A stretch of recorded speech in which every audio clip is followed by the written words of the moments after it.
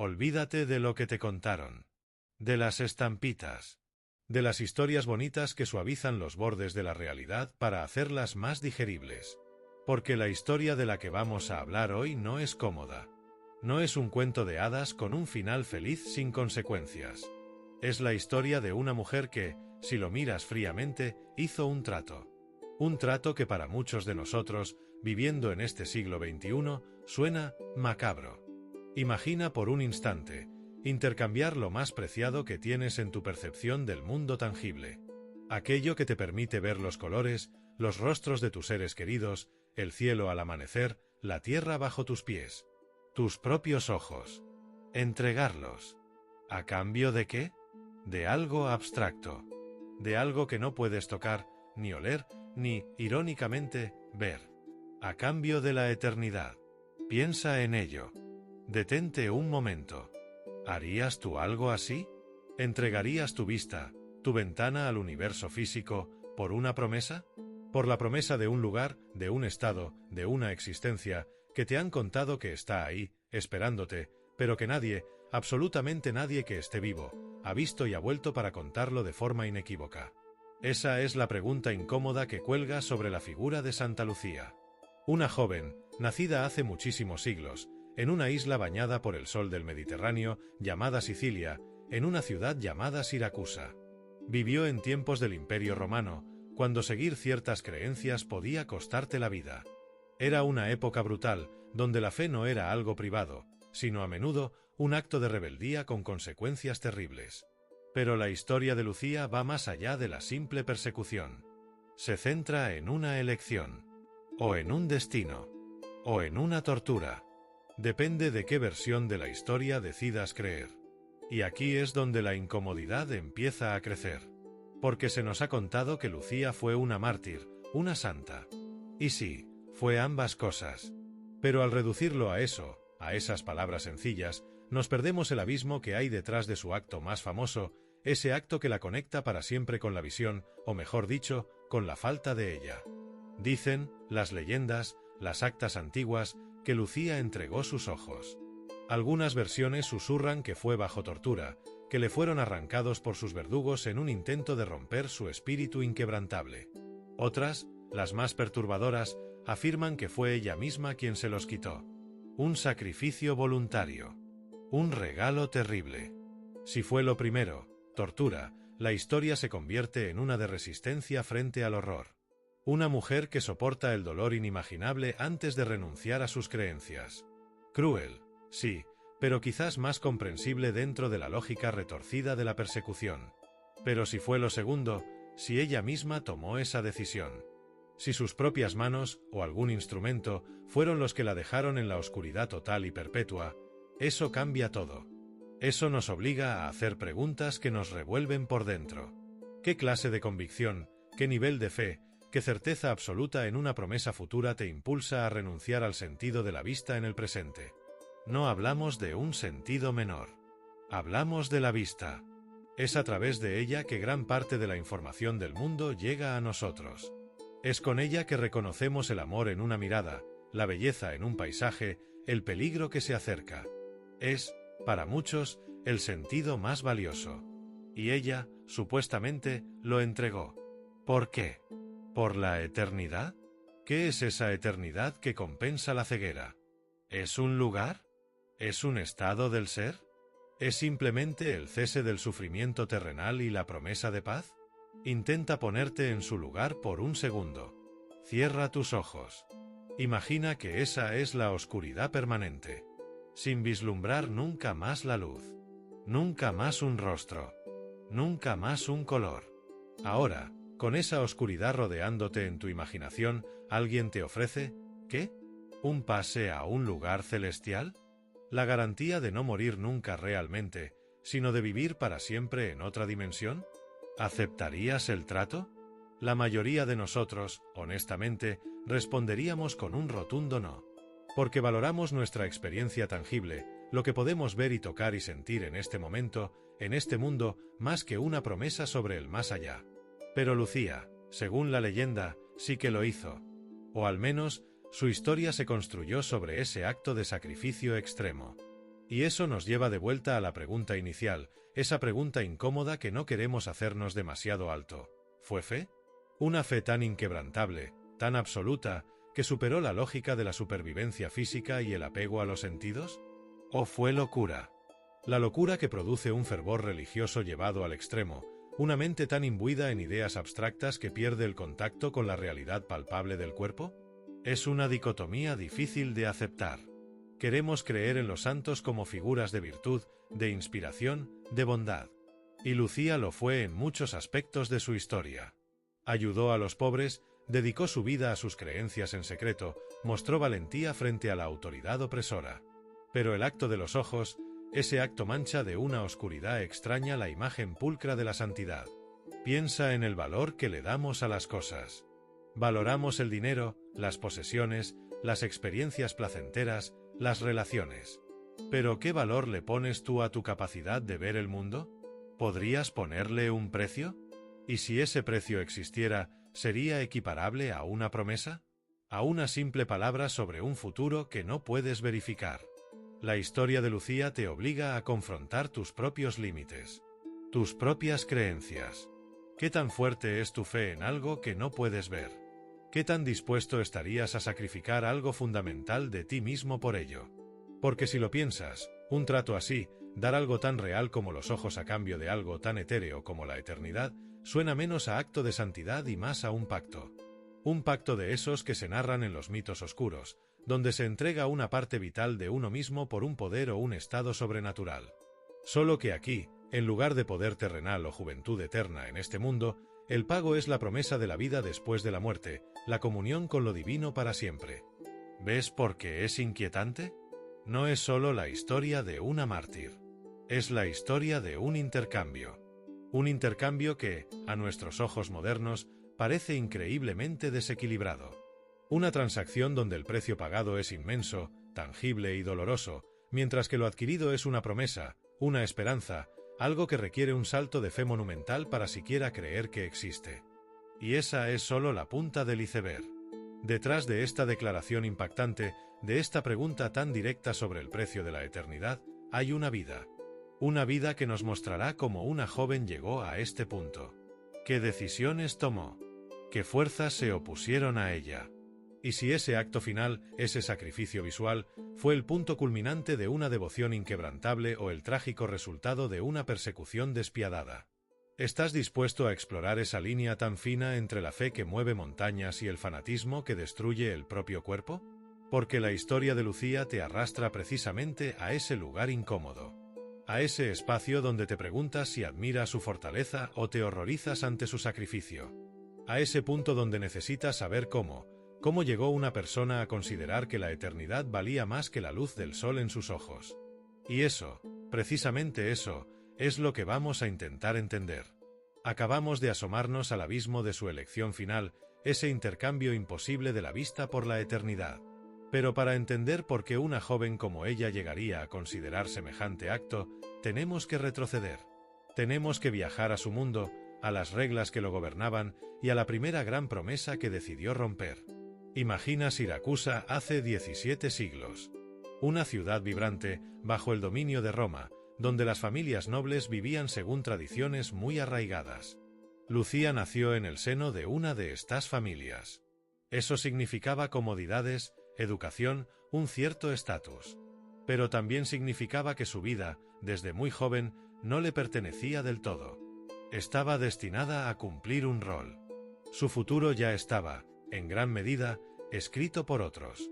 Las mujeres de su posición no elegían a sus maridos. Los matrimonios eran acuerdos estratégicos entre familias, uniones de patrimonio y linaje.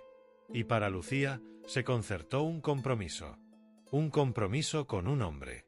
Un hombre noble, sí, pero crucialmente, un pagano. Alguien que seguía las antiguas religiones romanas, que creía en los dioses del panteón clásico, no en el Dios único e invisible de los cristianos.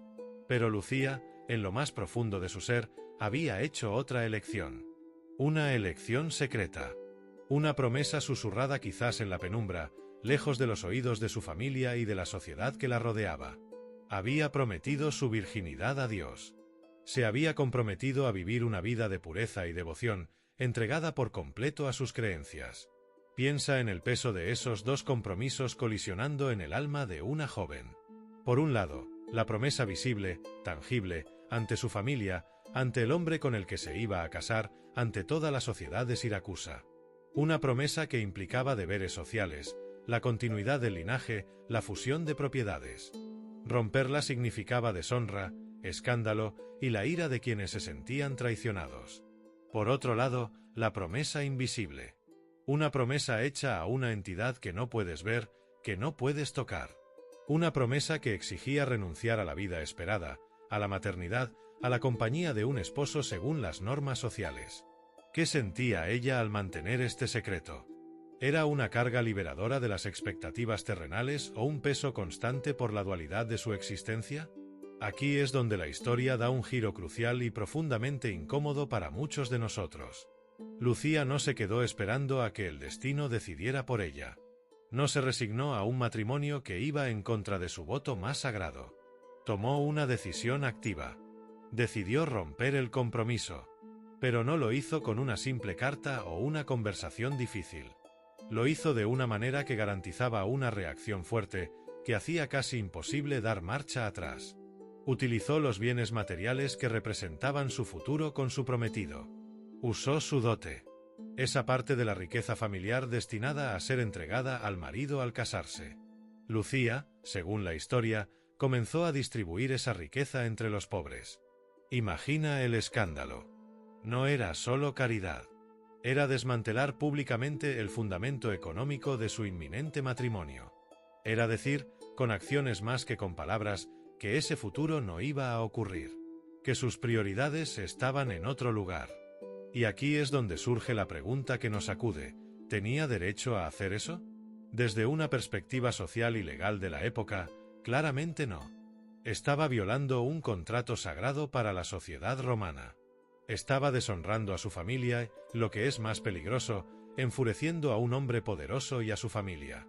Pero desde su perspectiva, la perspectiva de su fe, ¿era esa promesa socialmente aceptada más importante que su promesa a Dios? ¿Valía la pena romper el orden humano por mantener un pacto divino? ¿Justificaba el cumplimiento de esa promesa invisible la ruptura de una promesa tangible que afectaba a personas reales, a familias, a la estabilidad social? Piensa en las posibles consecuencias. Si rompía su promesa a Dios, ¿cuál sería el castigo? Según sus creencias, quizás la pérdida de la salvación, la condenación eterna. Un castigo, de nuevo, abstracto, que ocurriría en el más allá. Pero si rompía su promesa al hombre, el castigo era inmediato, real y peligroso. La furia de un prometido despechado. En esa época y en esa sociedad, un hombre rechazado públicamente de esa manera, y además despojado de la dote, no iba a quedarse de brazos cruzados. Su orgullo herido, su posición social comprometida y la pérdida económica eran motivos más que suficientes para buscar venganza. ¿Cuál de los dos castigos te parecería más real? ¿Más aterrador? Para nosotros, probablemente, la amenaza humana. Un enemigo tangible es más fácil de comprender y temer que una condena divina futura. Pero para Lucía, inmersa en un sistema de creencias donde la vida terrenal era solo un preludio a la eternidad, quizás el castigo divino pesaba más. Quizás el riesgo de ofender a su Dios era mayor que el riesgo de enfurecer a un hombre. Este acto de rebeldía, este desmantelamiento de su propio futuro tal como lo habían planeado para ella, te obliga a reflexionar sobre tus propias lealtades. ¿Qué promesas consideras tú inquebrantables? ¿Las que haces a otras personas, a tu familia, a tu pareja, a tus amigos? ¿O las que te haces a ti mismo, a tus ideales, a lo que crees que es correcto en lo más profundo de tu conciencia, incluso si eso va en contra de las expectativas de los demás? Lucía eligió su conciencia. Eligió su promesa secreta a Dios por encima de su compromiso público con un hombre. Y al hacerlo, no solo cambió el curso de su propia vida de forma irrevocable, sino que también puso en marcha una cadena de eventos que la llevarían al tormento, a la persecución y finalmente a ese acto terrible que la haría famosa para siempre. Al romper ese compromiso humano de una manera tan radical, no estaba solo declarando su devoción a Dios. Estaba declarando la primacía de lo divino sobre lo humano, de lo espiritual sobre lo material, de la promesa invisible sobre el contrato visible. Y esa declaración no iba a ser tolerada fácilmente por un mundo que funcionaba precisamente sobre esos contratos y esas jerarquías visibles. Estaba eligiendo el camino difícil. El camino que la llevaba directamente a la confrontación con el poder establecido, encarnado en la figura del hombre al que había humillado y empobrecido. Estaba cambiando la seguridad de una vida pactada por la incertidumbre de una vida dedicada a una fe clandestina, atrayendo sobre sí la peligrosa atención de un hombre que ahora tenía todas las razones para querer verla sufrir. Y es precisamente esa ira, esa furia del despechado, la que abriría la puerta al horror que estaba por venir. Ya hemos visto la audacia, casi la locura, de romper un compromiso terrenal por una promesa divina, y como Lucía se despojó de su dote, del futuro que le tenían preparado. Pero las acciones tienen consecuencias. Y algunas consecuencias son peores que otras. La noticia llegó al prometido. Imagínalo. No solo enterándose de que la mujer con la que se iba a casar ya no lo haría, sino de que había distribuido la riqueza que legalmente le correspondía, que era parte del trato, entre la gente pobre de la ciudad. Humillación pública. Pérdida económica. Orgullo herido de forma irreparable. En esa sociedad, para un hombre de su posición, esto no era solo un inconveniente, era una afrenta. Una declaración de que él, y todo lo que representaba, valían menos que los menesterosos de Siracusa a los ojos de Lucía. ¿Qué hizo él? Lo que muchos hombres, sintiéndose traicionados y humillados, harían incluso hoy en día, buscar venganza. No podía obligarla a casarse con él. No podía recuperar el dinero, ya disperso. Pero tenía otra arma a su disposición. Un arma terrible en esa época. Conocía el secreto de Lucía. Sabía que era cristiana. Piensa en el contexto histórico. El Imperio Romano no siempre persiguió a los cristianos con la misma intensidad, pero en ciertos momentos, y bajo ciertos gobernadores, ser identificado como seguidor de Cristo era peligroso. Era visto como una amenaza a la cohesión social, a la autoridad del emperador, a quien se negaban a adorar como un dios, y a las tradiciones religiosas que, creían, mantenían el favor de los dioses sobre Roma. Así que, la acusación de ser cristiano no era una simple calumnia, era una carga seria, con consecuencias potencialmente mortales. El prometido despechado acudió a la autoridad romana local. Fue ante el gobernador, un hombre llamado Pascasius. Imagina la escena. Un ciudadano respetable, quizás con el rostro encendido de ira y resentimiento, presentándose ante el representante del emperador. ¿Cómo presentó su caso? ¿Simplemente dijo «Lucía es cristiana?» O, más probablemente, contó la historia a su manera, destacando la afrenta personal, el desprecio hacia él y su estatus, usando el cristianismo como la justificación perfecta para castigarla? Dijo algo como «Esta mujer, que prometió casarse conmigo y honrar a mi familia, resulta ser una seguidora de esa secta subversiva que desprecia a nuestros dioses y al emperador, y como prueba de su desafío, ha dilapidado la dote que le correspondía, insultando así nuestras leyes y tradiciones». La denuncia surtió efecto. Las autoridades romanas actuaron. Lucía fue arrestada, llevada ante el gobernador Pascasius para ser interrogada. Y aquí comienza el tormento oficial. No el sufrimiento por enfermedad o accidente, sino el infligido deliberadamente por el poder del Estado. El objetivo del interrogatorio era claro: conseguir que renunciara a su fe, que realizara un acto de apostasía, aunque fuera simbólico, como ofrecer incienso a la estatua del emperador o a los dioses romanos. Las amenazas al principio probablemente serían veladas, luego cada vez más directas y crueles. Hablarían de prisión, de tortura, de una muerte dolorosa si persistía en su obstinación. Ahora, detente aquí y reflexiona conmigo. ¿Por qué estaba Lucía en esta situación? ¿Fue su fe la causa principal de su calvario? Sí, ser cristiana era un delito en ese momento. Pero habría sido denunciada en este preciso instante, habría llamado la atención de Pascasius, si no hubiera sido por la acción de su prometido rechazado. Aquí radica la pregunta incómoda, la que te obliga a mirar más allá de la narrativa simple. ¿Hasta qué punto la persecución que sufrió Lucía fue un castigo divino por romper su promesa a Dios, como quizás algunos creyentes de la época pudieron interpretar, o fue simplemente el resultado directo de la furia terrenal de un hombre cuyo orgullo fue herido? ¿Fue condenada por su fe en abstracto, o fue utilizada su fe como excusa por un rencor personal? Piensa en la injusticia implícita. Ella tomó una decisión basada en sus convicciones más profundas, arriesgando la desaprobación social y familiar. Pero no fue la desaprobación lo que la llevó ante el gobernador, sino la acción deliberada de alguien a quien ella había rechazado en el plano personal. Su fe se convirtió en el arma perfecta para la venganza de él. Es como si dijéramos, no puedo castigarte por no quererme, pero puedo destruirte por algo que las leyes castigan. ¿Cuántas veces en la historia, y quizás incluso hoy, las grandes causas, políticas, religiosas, ideológicas, han sido utilizadas como tapadera, como justificación conveniente, para actos de crueldad, venganza o abuso de poder que nacen de motivos puramente personales y mezquinos?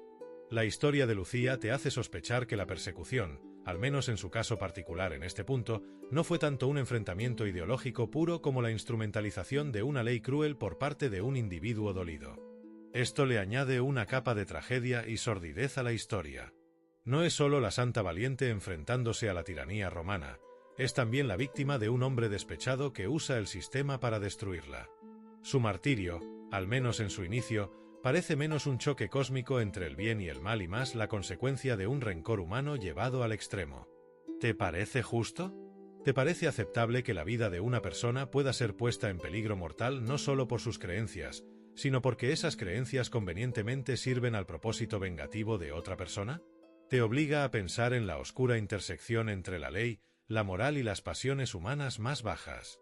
Lucía, en ese momento ante Pascasius, ya no solo se enfrentaba a las consecuencias de su voto secreto o de la ruptura del compromiso. Se enfrentaba al odio personificado en la figura del prometido denunciante y al poder despiadado del Estado romano, dispuesto a machacar a cualquiera que desafiara su autoridad, sin importar si la chispa inicial que encendió la máquina fue la fe genuina o el simple deseo de venganza de un hombre con el corazón y el bolsillo heridos. La trampa estaba puesta. Y ahora, el interrogatorio y las amenazas eran solo el principio de un camino que se anunciaba terriblemente doloroso y peligroso. Ya hemos visto cómo la ira de un hombre despechado y la conveniencia de usar las leyes romanas llevaron a Lucía ante el gobernador Pascasius. Vimos cómo se negó a renunciar a su fe a pesar de las amenazas. Ahora, Pascasius, frustrado por su resistencia verbal, decidió que tenía que quebrar su espíritu de otra manera. Y eligió un castigo que, para una mujer que había hecho un voto de virginidad, era peor que la muerte, la humillación pública, la degradación sexual. Ordenó que la llevaran a un prostíbulo. Piensa en la crueldad de esa sentencia. No buscaba solo castigarla por ser cristiana, buscaba destruirla por dentro, borrar la pureza que ella tanto valoraba, convertir su cuerpo, dedicado a Dios, en objeto de burla y abuso. Para Lucía, que había renunciado al matrimonio terrenal por su unión espiritual, esta amenaza debió ser aterradora a un nivel muy profundo. Los guardias se acercaron para cumplir la orden. Intentaron moverla. Y aquí es donde, según la tradición, ocurre algo extraordinario. Algo que desafía las leyes de la física tal como las entendemos. Lucía, una mujer joven, se volvió inamovible. Inmóvil como una montaña. Imagina la escena. Los robustos soldados romanos, entrenados para la fuerza y la disciplina, tirando de ella. Esperando que cediera, que se resistiera un poco pero que finalmente pudiera ser arrastrada. Pero ella no se movía. Ni un centímetro. Era como si estuviera enraizada en el suelo. La frustración debió crecer rápidamente entre los guardias. No podían explicarlo. Una mujer, por fuerte que fuera su voluntad, no podía oponer tal resistencia física a varios hombres. Acudieron a Pascasius, desconcertados. El gobernador, quizás pensando que estaban siendo incompetentes o que ella estaba fingiendo de alguna manera sobrenatural que él no entendía, ordenó traer más fuerza. Y así, llegó el momento que ha quedado grabado en la leyenda de forma tan vívida. Trajeron bueyes. Animales de tiro enormes y poderosos, acostumbrados a arrastrar cargas pesadísimas, a labrar campos, a mover lo que la fuerza humana no podía. Ataron cuerdas a Lucía, o quizás la ataron a algo, y engancharon a los bueyes. La idea era simple y brutal. Si la fuerza humana no basta, usemos la fuerza animal. Arrancarla de allí a la fuerza bruta. Describe la imagen en tu mente. Los poderosos bueyes tensando las correas, resoplando, sus pezuñas arañando el suelo para ganar tracción. Los guardias azuzándolos. La tensión. el ruido. Y en medio de todo eso, Lucía. Aparentemente frágil, pero absolutamente inmóvil. Las cuerdas se tensaban hasta el punto de romperse. Los bueyes, a pesar de toda su potencia, no lograban desplazarla. Era como si una fuerza invisible y todopoderosa la mantuviera anclada a la tierra. Esto era claramente un milagro. Una intervención directa que impedía que se cumpliera la sentencia más humillante. Era, para los creyentes, una señal inequívoca de que Dios estaba con ella, protegiéndola de la terrible degradación a la que querían someterla. Y para Pascasius fue algo más que un simple acto de resistencia. Fue una bofetada sobrenatural en la cara de su autoridad. Su orden no podía cumplirse. Su poder se estrellaba contra algo que no podía comprender ni controlar. Su frustración, lógicamente, se convirtió en rabia. Su plan había sido frustrado. Humillado públicamente por una mujer y aparentemente por su Dios. Y aquí es donde surge la pregunta que rompe el ideal de la protección divina: si ocurrió un milagro. Si Dios intervino de forma tan clara y poderosa para evitar que fuera llevada al prostíbulo. ¿Por qué la tormenta no cesó ahí? ¿Por qué no fue liberada? ¿Por qué el tormento continuó y, de hecho, escaló a algo aún más brutal? Piensa en ello. Tienes a una persona que, por su fe, está a punto de ser sometida a una tortura horrible. Interviene una fuerza superior y la protege de ese tormento específico. Maravilloso, ¿verdad? Pero el protector divino no la saca de la situación de peligro por completo. No disuelve al gobernador en el aire. No hace que la tierra se abra y se la trague para ponerla a salvo en otro lugar. Simplemente la hace inamovible. Inmune a ser trasladada a un sitio concreto para un tipo de tortura específica. Eso te obliga a preguntarte, ¿cuál es el propósito de ese milagro? Si Dios podía hacerla inamovible, ¿no podía haberla hecho invisible? ¿Invulnerable? ¿Por qué la protección fue tan limitada? Fue suficiente para salvarla de la humillación sexual, sí. Un alivio inmenso para ella, sin duda. Pero la dejó justo donde estaba, a merced de un gobernador furioso que ahora buscaría otras formas de romperla. ¿Dónde está la línea? ¿Dónde traza lo divino la separación entre el sufrimiento que previene y el sufrimiento que permite? Si crees en la intervención divina, esta parte de la historia de Lucía es desconcertante. El milagro existe, es real dentro del relato. Pero no es una salvación total. Es una protección parcial. Te rescata de un precipicio, pero te deja en un sendero lleno de espinos. Esto plantea una pregunta más profunda sobre la naturaleza del sufrimiento en el contexto de la fe.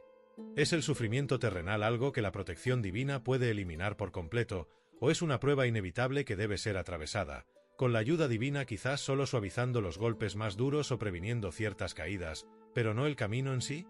¿Significa esto que el plan divino para Lucía incluía el tormento, y el milagro solo se aseguró de que ese tormento no tomara una forma específica considerada inaceptable? Es una idea difícil de digerir. Que la protección pueda ser selectiva. Que un milagro te salve de un horror, solo para dejarte disponible para otro. Y esa es precisamente la consecuencia de la inmovilidad de Lucía. Al no poder llevarla al prostíbulo, Pascasius, en su frustración y rabia crecientes, tuvo que buscar otros métodos. Métodos que ya no implicaban la humillación, sino el dolor físico puro. La tortura. El fracaso de los bueyes no fue el fin del suplicio de Lucía, fue el catalizador para que el suplicio se volviera más brutal. El milagro la salvó de una forma de tormento, pero la entregó a otra. Y eso te deja con la incómoda sensación de que la lucha aún estaba lejos de terminar. Que el cuerpo podía ser momentáneamente inmóvil, pero el espíritu aún tenía que enfrentarse a pruebas terribles. Y Pascasius, con su autoridad desafiada y su ira desatada, estaba a punto de asegurarse de ello. El siguiente paso ya no sería el intento de humillación, sino el dolor directo. La verdadera tortura estaba a punto de comenzar. Ya hemos hablado de la promesa rota, de la ira del despechado y del milagro que la hizo inamovible pero no libre. Ahora llegamos al punto de la historia que la mayoría conoce, la imagen que ha definido a Santa Lucía durante siglos, y que, al mismo tiempo, es quizás la más enigmática y perturbadora de todas: la cuestión de sus ojos. Es la parte más gráfica, la más difícil de mirar, incluso en la imaginación. la pérdida de la vista. Y sobre cómo sucedió esto, la historia no habla con una sola voz clara. Hay, en esencia, dos versiones principales. Dos posibilidades que cambian drásticamente la forma en que entendemos a Lucía y el sufrimiento que padeció. La primera versión, quizás la más aceptada popularmente hoy en día y la que suaviza un poco el horror, dice que la pérdida de sus ojos fue parte de la tortura infligida por sus captores, por orden del gobernador Pascasius. Después de que no pudieron moverla, después de que su plan de humillación falló espectacularmente, la rabia de Pascasius debió ser inmensa. Frustrado y humillado por la resistencia aparentemente sobrenatural de Lucía, recurrió a la tortura física. Y entre los tormentos a los que fue sometida, según esta versión, sus ojos le fueron arrancados. Imagina ese horror. La indefensión absoluta. Ser sujetada, el dolor insoportable, la repentina y total oscuridad cayendo sobre ti. Si esta versión es la verdadera, entonces Lucía fue una víctima en el sentido más crudo de la palabra. Alguien a quien se le infligió una crueldad inimaginable, un acto de barbarie diseñado para romperla, para castigarla por su obstinación y por la humillación que les había causado su inmovilidad milagrosa. Bajo esta luz, su fuerza reside en su capacidad para soportar este tormento sin renunciar a su fe. Es la historia de una resistencia pasiva frente a la brutalidad externa. Un martirio infligido sobre ella. Pero existe otra versión. Una versión más antigua en algunas tradiciones y, sin duda, mucho más desconcertante y polémica. Esta versión sostiene que no fueron sus captores quienes le quitaron los ojos, que fue Lucía misma quien se los arrancó. Un acto voluntario. Un sacrificio autoinfligido de una intensidad que roza lo incomprensible. Si esto es cierto, ¿por qué haría algo así? Las explicaciones legendarias varían, pero todas apuntan a motivaciones relacionadas con su fe y su pureza. Una posibilidad es que lo hiciera para eliminar la tentación que su propia belleza física podía representar. Ya sea para sí misma, distrayéndola de su devoción espiritual, o para otros, como su prometido, cuya atracción por su belleza había desencadenado indirectamente toda esta terrible cadena de eventos. Es una idea oscura. Tu propia belleza, un regalo natural, convirtiéndose en un obstáculo para tu salvación, algo que debe ser extirpado radicalmente. Otra posible motivación para este acto voluntario es que fuera una forma extrema de disuadir a sus perseguidores o al prometido. Presentarles un aspecto tan horrible y mutilado que eliminara cualquier deseo o interés en ella como mujer. Una declaración visual y permanente de que su cuerpo no estaba disponible, de que se pertenecía completamente a otro, incluso si eso significaba desfigurarse de la manera más radical posible. Y una tercera interpretación de este sacrificio voluntario es que fuera el acto definitivo de entrega. Ya había prometido su vida, su virginidad, sus bienes, al dárselos a los pobres. Quitarse los ojos sería entregar su vista, su principal conexión con el mundo tangible, a Dios. Es como decir, ya no necesito ver el mundo terrenal con estos ojos, mi visión está puesta en la eternidad, en ti. Es una renuncia absoluta a la percepción del mundo físico en favor de una percepción puramente espiritual. Ahora, enfrenta estas dos versiones. ¿Cuál te parece más probable? Y, más importante, ¿cuál de ellas te resulta más perturbadora, más difícil de aceptar? Si crees en la versión de la tortura, Lucía es una heroína trágica, víctima de la maldad humana, cuya fuerza reside en su aguante. Es horrible, sí, pero dentro de los límites de la crueldad que el hombre puede infligir al hombre. Pero si crees en la versión del sacrificio voluntario, eso cambia todo. Lucía ya no es solo una víctima pasiva. Se convierte en una figura activa, capaz de infligir sobre sí misma un sufrimiento que la mayoría de nosotros ni siquiera podemos concebir. Esto nos obliga a hacer preguntas mucho más profundas y, quizás, más incómodas. ¿Qué nivel de fe te lleva a la automutilación? ¿Es eso santidad en su forma más radical, una imitación de Cristo llevando la renuncia al extremo? ¿O roza el fanatismo, una desconexión de la realidad del cuerpo, una mente tan obsesionada con lo espiritual que desprecia por completo lo físico? ¿Qué nos dice esto sobre la psique humana bajo una presión extrema? ¿Puede el deseo de control, la desesperación por escapar de un destino horrible, el prostíbulo, la tortura, llevar a alguien a un acto de autoviolencia tan extremo como una forma retorcida de recuperar el control sobre su propio cuerpo y destino? Piensa en el dolor. Intenta imaginarlo. el acto de arrancarse los propios ojos. El dolor debe ser indescriptible, un shock para el sistema nervioso que debería llevar a la inconsciencia. ¿Cómo pudo alguien hacerlo? Y si lo hizo, ¿cómo pudo seguir hablando, seguir manteniendo su desafío, como dicen algunas leyendas que hizo incluso después? ¿Fue una fortaleza sobrehumana, conferida divinamente? ¿O una resistencia al dolor que va más allá de nuestra comprensión normal? Esta dualidad en la historia de los ojos de Lucía es el corazón de su enigma.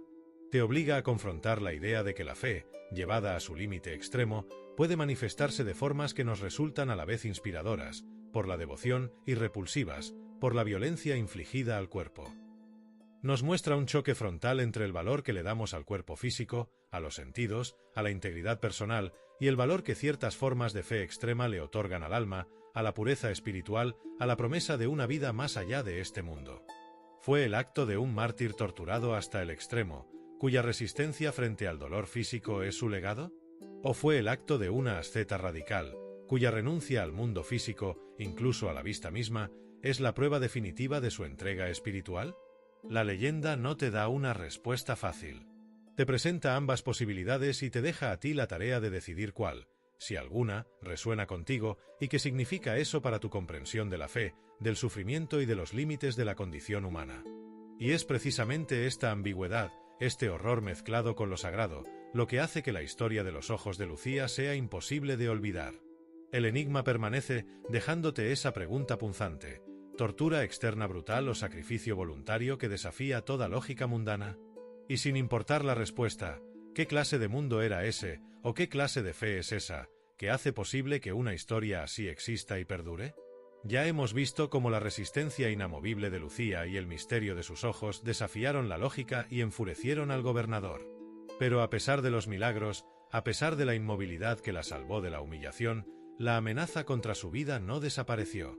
Pascasius, humillado y furioso, no iba a permitir que una joven cristiana se burlara de su autoridad y la del imperio. Si no podía romper su espíritu mediante la vergüenza, lo intentaría rompiendo su cuerpo de la manera más brutal posible. Las leyendas cuentan que Lucía fue sometida a una serie de torturas finales, diseñadas para quebrar su voluntad o acabar con su vida de forma agonizante. Se habla de fuego, de intentos de quemarla, quizás rociándola con aceite o resina para avivar las llamas. Intenta sentir el calor, el olor acre del humo, el dolor quemante sobre la piel. Un tormento diseñado para purificar por el fuego, para obligarla a retractarse o consumirla hasta las cenizas. Pero incluso frente a este horror, la tradición cuenta que Lucía permaneció firme. Algunas versiones dicen que el fuego no le hacía daño, que las llamas se apartaban de ella, un último signo de protección divina. Otras, quizás más realistas en su brutalidad, sugieren que simplemente soportó el dolor con una fortaleza sobrehumana, manteniendo su fe inquebrantable a pesar de la agonía. ¿Cómo es posible que un cuerpo humano resista el fuego? ¿Es otra señal de lo sobrenatural o una hipérbole que busca enfatizar la magnitud de su fe y su sufrimiento? Te deja pensando en los límites del dolor que un ser humano puede soportar antes de que la mente o el cuerpo cedan. Pero ni el fuego logró el objetivo final de Pascasius, hacerla renunciar. Si el tormento extremo no podía romper su espíritu, entonces la muerte era el único camino que le quedaba a la autoridad romana para reafirmar su poder. La sentencia final fue ejecutada. Una sentencia común para los enemigos del Estado y para los mártires cristianos: la muerte por espada. Imagina el momento final.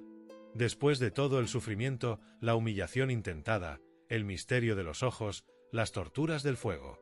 El final llega con el filo de una espada. Algunas leyendas especifican que fue degollada, otras que la espada le atravesó la garganta. Un final violento, rápido en comparación con las torturas precedentes, pero definitivo. Su vida terrenal, marcada por la devoción secreta, el desafío abierto y el sufrimiento extremo, llegó a su fin. Murió como mártir. Para la comunidad cristiana de la época, morir como mártir no era simplemente morir. Era el acto supremo de testimonio de fe, la prueba definitiva de amor por Dios, un pasaporte directo a la eternidad. Se creía que los mártires iban directamente al cielo, saltándose las etapas intermedias. Su muerte no era una derrota, sino una victoria. La puerta a la eternidad que tanto anhelaba se abría finalmente para ella. Y aquí, en este punto culminante de su historia, surge la pregunta que nos persigue desde el principio y que se vuelve más acuciante que nunca. Si el objetivo, su gran anhelo, era esa eternidad con Dios, esa vida más allá de la muerte que valoraba por encima de todo lo terrenal, ¿por qué el camino hacia ella tuvo que ser tan increíblemente doloroso y prolongado? ¿Por qué no una muerte rápida o una liberación milagrosa total? ¿Por qué el sufrimiento? Piensa en la aparente paradoja. Lucía buscaba la paz eterna, la dicha en la presencia divina. Y para alcanzarla, tuvo que atravesar un valle de agonía humana. Desde la amenaza de la humillación sexual hasta el dolor físico del fuego y la violencia final de la espada. Si Dios quería darle esa eternidad, ¿por qué someterla a una prueba tan brutal? Esto te obliga a reflexionar sobre la naturaleza del martirio en el contexto de la fe. ¿Era el sufrimiento, el acto de morir por la creencia, un requisito indispensable para acceder a la eternidad en ciertas concepciones teológicas de la época? ¿Era la intensidad del tormento una medida de la pureza de la fe, un sacrificio que tenía que ser pagado para ganar la recompensa celestial? ¿O era el martirio simplemente la consecuencia inevitable, aunque trágica, de mantener una fe inquebrantable frente a un poder humano que no toleraba esa fe? Si era un requisito, entonces el sufrimiento de Lucía, por horrible que fuera, tuvo un propósito divino. Fue la prueba final que la calificó para su recompensa eterna. Esto puede ser consolador para algunos creyentes, pero para otros, plantea una imagen inquietante de un Dios que demanda un precio tan alto en sufrimiento. Si era una consecuencia, entonces el sufrimiento de Lucía fue el resultado directo de la maldad y la intolerancia humanas. En este caso, su fortaleza reside en su capacidad para mantener la fe a pesar de la crueldad que se le infligió, no porque esa crueldad fuera parte de un plan divino. Su martirio sería una tragedia infligida por el hombre, redimida por su fe. La historia te deja en esa encrucijada.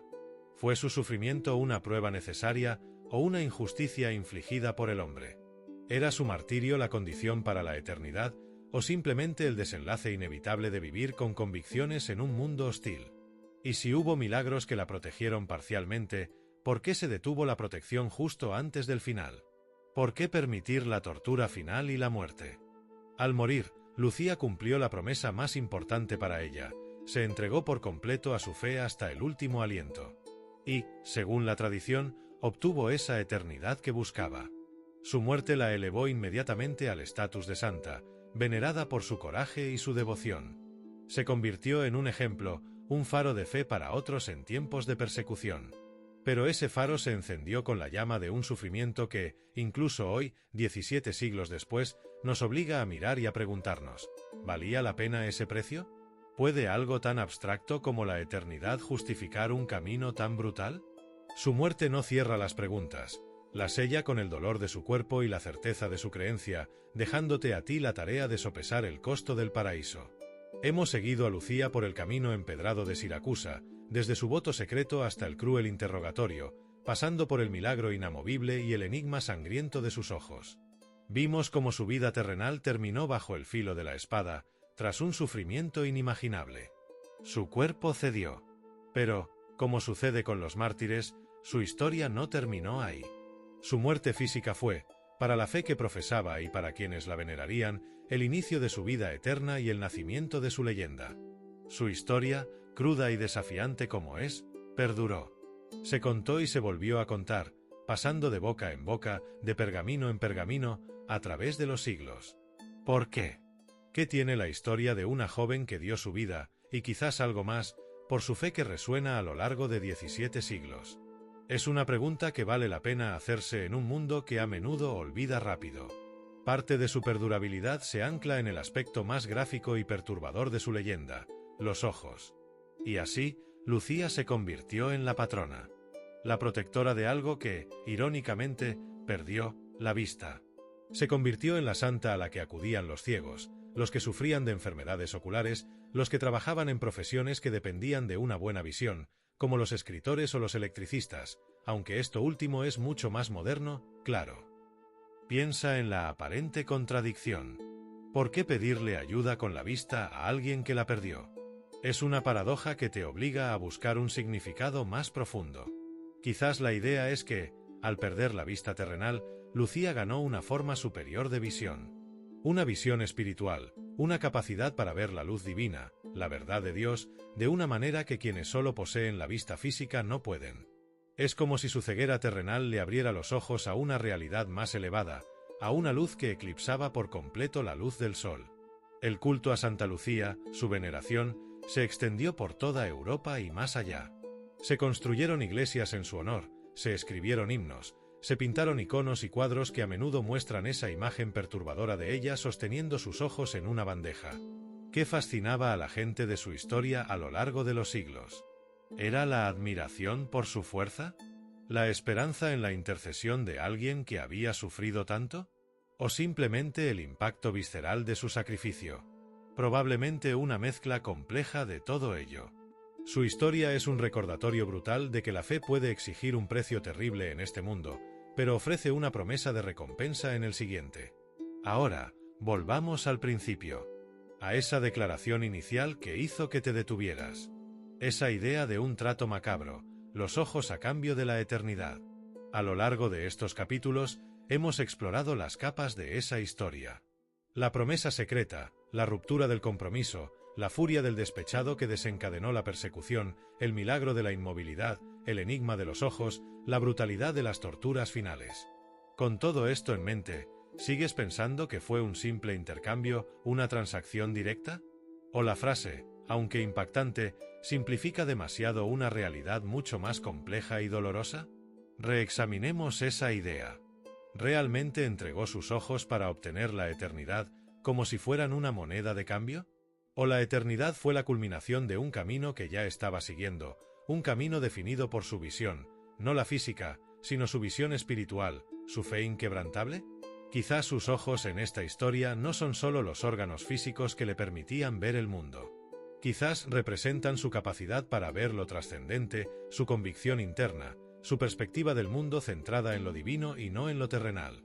Desde el principio, ella vio un camino de vida diferente al que la sociedad le imponía. Vio el valor de una promesa a Dios por encima de un compromiso humano. Vio una realidad que trascendía la persecución y el sufrimiento. Desde esta perspectiva, la historia de Lucía no es tanto sobre cambiar ojos por eternidad como sobre seguir una visión, una fe, una comprensión espiritual profunda que la condujo a la eternidad, un camino que, trágicamente, incluyó la pérdida de sus ojos físicos. La pérdida de la vista no sería el precio pagado por la eternidad, sino una de las terribles consecuencias de aferrarse a la visión espiritual que lleva a la eternidad, especialmente en un mundo que se oponía a esa visión. En un mundo como el nuestro, donde lo visual lo domina todo, donde la imagen lo es casi todo, donde confiamos en lo que vemos con nuestros ojos más que en lo que sentimos o creemos en lo profundo de nuestro ser. ¿Qué nos enseña la historia de Santa Lucía? Una historia que, en su versión más radical, habla de renunciar a la vista física por una visión espiritual. Te desafía a cuestionar qué valor le das tú a lo que puedes ver. ¿Y qué valor le das a aquello que no puedes ver, a tus creencias, a tus principios, a tu fe, sea la que sea? Te obliga a preguntarte, a ti, personalmente, ¿qué significa para ti tener una visión de la vida que va más allá de lo obvio, de lo tangible, de lo que te muestran tus ojos y las pantallas que te rodean? ¿Tienes creencias o principios que son tan importantes para ti que estarías dispuesto a sacrificar algo valioso para defenderlos o vivirlos plenamente? No estoy hablando necesariamente de un sacrificio tan extremo y literal como el de Lucía. Pero, en tu propia vida, ¿qué correspondería a tus ojos? ¿Tu comodidad? ¿Tu seguridad financiera? ¿Tu reputación ante los demás? ¿Tus relaciones si se oponen a tus convicciones más profundas? ¿Tu tiempo, tu energía, tu tranquilidad? ¿Qué estarías dispuesto /diagonal a sacrificar por aquello en lo que realmente crees?